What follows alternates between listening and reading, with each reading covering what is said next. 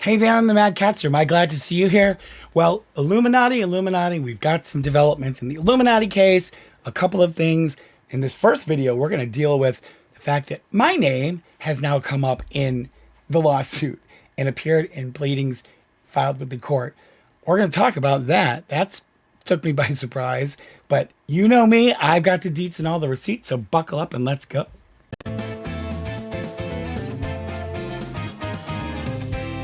I'm here, Cedric is here, Sybil is upstairs. See, here's Cedric. Those of you who don't know, I just got out of the hospital a week ago. I was in the hospital for almost a week. I had a respiratory incident that required me being transported by ambulance and being hooked up to oxygen for 5 days and having all kinds of steroids and antibiotics plugged into my body. Long story short, one of the things that caused all of that, it was sort of an accumulation of things, but I am allergic to cats. And I said in my last video, the cats aren't going anywhere. Don't worry. They're my babies. They aren't going anywhere. I'm taking precautions. I'm not going to go into it all again, but I'm taking steps and I'm seeing an allergist to get desensitization treatment to build up an immunity to the cat dander so that I will not have an emergency like that again, which was very frightening because I almost went to meet my ancestors, and I'm not exaggerating. That's how close it came, and it really shook me up. So I'm not going to talk about it anymore because I don't want to get upset. But anyways, I am here. I'm feeling fine. My voice is shot. We are almost at 50,000 subscribers. If you are not subscribed, please subscribe and like. Let's get over the 50,000 mark. I really appreciate it. Like the video, subscribe. Anyways, so Illuminaughtii, there's a couple of things that have happened. The first thing we're going to talk about in this video, and then I'm going to have a follow-up video that I'm going to make tomorrow that talks about a big development in the case. But in this particular instance, I was shocked to find that my name has now been mentioned in the Illuminaughtii lawsuit, which kind of surprised me because until now, I haven't had any kind of association with it other than, you know, talking about it with you guys over several videos. In my last video, we talked about how Blair, the Illuminaughtii, had filed her opposition to Oz Media's motion to dismiss her whole complaint, and we went over that in depth. So her opposition got filed. Then Oz Media and his attorneys filed a reply to her opposition in support of the motion to dismiss the amended complaint. Now, here is the pleading. You know, we've got the plaintiffs, Pyramid Entertainment, Blair, and we've got Oz Media, we've got Wonderstruck, and we've got Felilx the KitKat as the defendants in this case. And here is Oz Media's reply in support of his motion to dismiss the second amended complaint. Now remember, the court has given a lot of leeway to Blair to file several versions of her complaint. She still really hasn't gotten it right, but I think the court's given her way too much leeway. And so this is brief, but this is where my name comes up, and I want you guys to see this. So let's just go over this quickly. It says that they filed their reply in support of their motion to dismiss the second amended complaint. They said that the plaintiff, Blair, is attempting to recast the matter as a personal feud. We talked about that. She's like turned it into this like, oh, he hated the fact that I was dating again, and therefore he's trying to destroy me, you know, like some big supervillain plot. But in reality, it's none of those things, in my opinion. And it says that, you know, she's portraying defendant Oz Media as a jealous ex-boyfriend to avoid the plain and clear reality that plaintiffs, Blair and her company, are public figures and are desperately attempting to distract the court and the public from matters of public interest and public concern that plaintiffs created through years of abusive and bullying behavior perpetrated by plaintiff Blair in her very much intertwined personal and public life as a celebrity YouTube content creator. I think that's a very good, succinct way of summing up her position. Okay? Plaintiff has for years held herself out as a public figure, maintaining a YouTube channel under the name Illuminaughtii, where she has created and publicly posted 645 video exposés on a wide variety of topics, typically seeking to expose individual and corporate bad actors for alleged misconduct, abuse, bullying, and other bad behavior. How ironic. Plaintiff's Illuminaughtii channel has, at times relevant here too, had as many as 1.71 million subscribers and currently boasts 1.23 million subscribers still, which in the scheme of things, considering she's still got almost 1.25 million subscribers, that's pretty amazing. Beyond plaintiff's day-to-day content, she has used her YouTube channel to specifically address and promote her version of events complained about in her baseless lawsuit against Oz, posting a 42-minute and 48-second video titled Iilluminaughtii Exposed on April 28, 2023, which has to date garnered 1.2 million views. In this video, plaintiff discusses openly and publicly her professional and personal relationships with numerous individuals, including defendant Oz. And then Wonderstruck again and Felilx the KitKat are the other two people she's suing. And they talk about, determining whether a person is a public figure. A court has to examine the nature and extent of an individual's participation in the particular controversy, giving rise to the defamation. And they're saying that basically the plaintiff is invited, public attention and comment. I would agree because, again, she made that video. She's the one who started all this. And I loved, we talked about this in the other videos, that she's trying to spin it, that Oz went and made this video hating on her because he's so jealous. When in fact, he and Wonderstruck and Felilx the KitKat have all, in various ways, responded to the things that she said. And again, in case you've forgotten, all of this started because Blair accused Legal Eagle of plagiarizing her editing style, which is absolutely absurd because there's no copyright protection on very common methods of editing and different little tricks that editors use in editing videos. None of that is proprietary. So it was just absolutely ridiculous to begin with. And what ended up happening is she blew up her own career. And then she came out and rather than try to let it go, she threw gasoline on the fire and she brought up all this stuff in her personal life and started accusing all of these people of various things to try to make herself out to be some kind of a victim. And it backfired. And here we are. They all responded and she's now saying they're defaming her because they're saying that they disagree with her version of events and because they're giving their version of events, and it's not defamation. And so they go on beyond plaintiff's own public discussion of these issues. Multitudes of other YouTube content creators, and we talked about this, have and continue to follow the controversies surrounding Blair and her YouTube channel, posting videos discussing Blair's own hypocritical, abusive bullying and other bad behavior, including but not limited to, and here are some of the videos.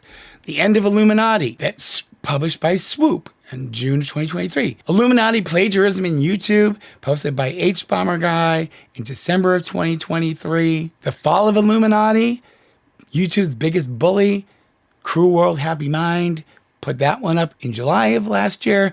Iilluminaughtii and Sad Milk, posted by The Click with more than 1.26 million views. That went up in May of last year. We Need to Talk About Sad Milk and Iilluminaughtii, posted by One Topic with more than 793,000 views, posted on June 2nd, 2023. I'm finally talking about her, Penguin Zero Charlie, posted with more than 4 million views in December of 2023. How Iilluminaughtii Ended Her Career in 7 Seconds, posted by Internet Anarchist in May of 2023. The Satisfying Downfall of Iilluminaughtii, posted on November 11, 2023 by Internet Anarchist. So another one by Internet Anarchist. The Worst Commentary Creator on YouTube by Turkey Tom, posted on May 22nd, 2023. Iilluminaughtii Exposed, the dark story behind YouTube's worst critic, posted by iNabber in May of 2023. So most of these are like a year ago. And goes on to say, and there are many, many more, including multiple YouTube videos by several content creators devoted to covering the ongoing lawsuit. And then, like a smack in the face, it says, see Madcatster, who has posted numerous videos about this litigation. So now my name is associated with this lawsuit. And, I'm not mad, certainly at Oz Media's attorneys, because they're just stating the truth. I mean, I've posted a lot of videos and, and I'm obviously have a lot less views than some of these people that they mentioned, but still, I've had a fair number of views on the videos that I've posted. And so, yes, I've posted numerous videos on litigation. So now there's my name in the lawsuit. And it says plaintiffs are quite clearly public figures, and the commentary around them and the scandals they've created, she created this, are matters of widespread public concern and a public issue. Plaintiff's attempts to dispel that her conduct is a public issue and a matter of public concern ignores that the heightened pleading standard of New York Times v. Sullivan and progeny apply when the plaintiff is a public figure or if the matter is of public concern. It does not have to be both. The present case is wholly unlike the dispute in Tender Care Veterinarian. This is a case she cited trying to say, oh, well, what he's doing is just like what they did in this veterinary case, and it's not the same. That case involved a private dispute between a pet owner and a veterinary clinic. Here, Plaintiff Blair has made herself and the manner in which she conducts both her business and personal life a matter of public interest and concern by talking about it, by not letting it go, by throwing her own gasoline on her own fire and starting a blaze that went out of control. And now she has lost control of the narrative. She got pissed because people were fighting back and talking back about how what she was saying was not accurate and true. People giving their versions of what happened to dispel the nasty crap she was saying about them. And this is a mess of her own making. Accordingly, the heightened pleading standards for defamation, because she's a public figure, require actual knowledge of falsity or a reckless disregard, along with actual malice, are required to be shown by clear and convincing evidence. Plaintiff's second amended complaint, in her response to the motion to dismiss, fails to meet that burden. I wholeheartedly agree. Rather, plaintiff's entire action against defendant Oz appears to be nothing more than another of Blair's numerous efforts to silence her critics. I agree. We talked about why this is perfectly suited for anti-slap laws. While plaintiffs only cite to small snippets of Oz's Let's Talk video in the second amended complaint, defendant encourages the court to watch the video in its entirety for a better understanding of the context in which Oz made the statements about which plaintiffs complain. And I agree, if you watch the whole video, the things that she's alleging he's doing in that video, that's not the case at all. He's basically defending against the crap she threw out there about him, about Oz. And it's not him going after her because he's a jealous ex-boyfriend, which is, frankly, absolutely ridiculous reason for why he would be trying to defame her.